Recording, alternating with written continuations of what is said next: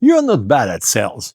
You are doing revenue like it's a hostage negotiation, and you are the hostage. Because every time money walks into the room, you act like it's a wild animal that might bite your reputation. You don't want to be pushy, you don't want to be that guy, you don't want to ruin the relationships.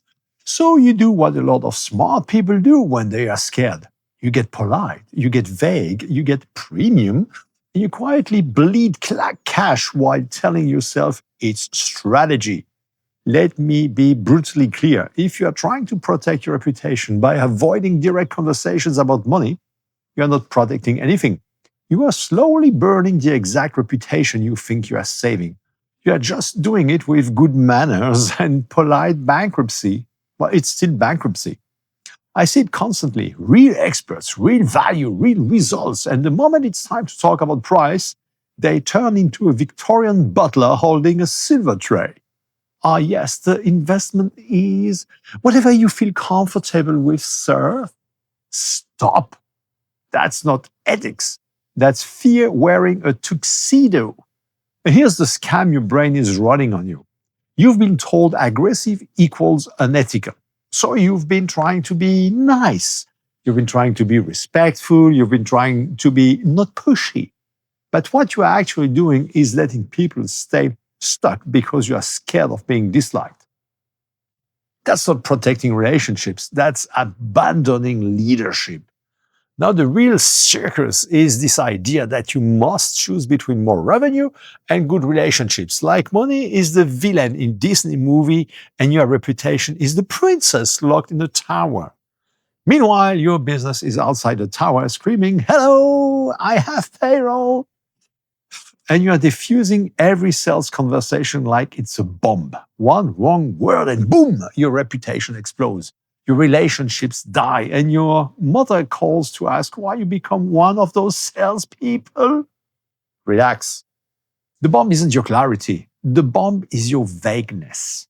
Vagueness is what makes people suspicious. Vagueness is what makes them feel like something's hidden. Vagueness is what makes them delay, and delay is where deals go to die. Clarity is what makes people feel safe. And the brain, your brain, their brain, every brain loves safe. The brain isn't a truth machine, it's a comfort machine. It's a tiny PR agency inside your skull whose job is to keep you out of discomfort while still letting you feel like a good person. So when you give a prospect an easy exit, they take it. When you say, "No worries if now isn't the right time," their brain hears, "Perfect, I can delay this and still feel classy." Delay is the adult version of hiding under the bed when the bill shows up. And then you call it premium. No. Premium isn't quiet. Premium isn't vague. Premium isn't sending a proposal and disappearing like a magician who forgot the rabbit. Premium is certainty. Premium is leadership. Premium is being able to say calmly and clearly, "Here's what this is. Here's what it does. Here's what it costs. Here's what happens if you do nothing." And then, this is the part most founders can handle. You stop talking. Because the moment you keep talking, you are not persuading anymore. You are apologizing. And apologies smell like weakness. Now I'm going to bring in Make Me Great, but I'm not going to do it like a teacher with a whiteboard and tragic personality. I'm going to do it like someone who actually wants you to win. The first lever is who. Not who is your customer, like a boring worksheet. I mean, who are you being when money enters the conversation? Are you the leader who can hold a boundary without being a jerk? Or are you the apologetic waiter dropping the bill like it's a dead mouse? Because identity leaks. It leaks through tone, posture, language, timing. The prospect doesn't just hear your words, they feel your certainty or your flinch. And when you flinch, they don't think, "Oh, wow, what a kind person." They think, "This feels risky." If it feels risky, they delay. If they delay, you start doing the desperate dance, the just checking in, the circling back, the "Did you see my email?" The "I can do a special price," the "I can add bonuses," the "I can jump on another call." Congratulations, you just became the human version of a pop ad. Now, the second lever is why. You keep assuming people buy because they are logical. Sure, people also say they go to the gym because they love health, and then a croissant looks at them and their values evaporate. Your prospect buys because of emotion first. Then they justify with logic. They want relief, control, status, stop feeling behind, stop looking uncertain in front of their team, stop losing respect in slow motion.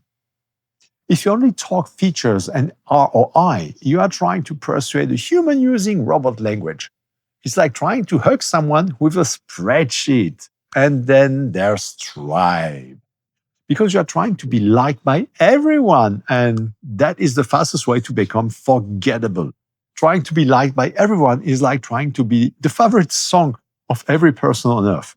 You end up sounding like elevator music. Boop, boop, boop, boop. Anyway, your people are the one who want to grow without becoming manipulative. They want revenue without selling their soul. They want ethics with teeth. They want to become unforgettable communicators.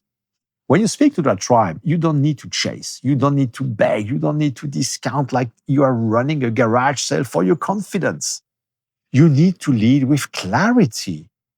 Now, here's the part you've been avoiding, the thing you are doing to protect reputation and relationships. The hesitation, the soft language, the avoidance is exactly what damages reputation and relationships because it makes you hard to read. And when people can't read you, they don't trust you. And when they don't trust you, they don't decide.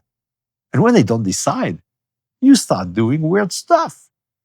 And weird stuff is what actually ruins reputation. So the ethical move isn't to be softer, it's to be clearer without being a jerk. Clear about the outcome, about the investment, about the timeline, about the cost of doing nothing.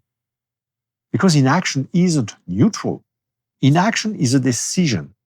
It's just a decision that feels comfortable today and expensive tomorrow. Inaction is like having a leak in your boat and saying, it's fine, we are still floating. Oh, yes, you are still floating toward the middle of the ocean with a teaspoon. So here's what I want you to do right now. Stop guessing, stop hoping, stop calling your fear premium positioning. Go use the inaction calculator I've developed for you.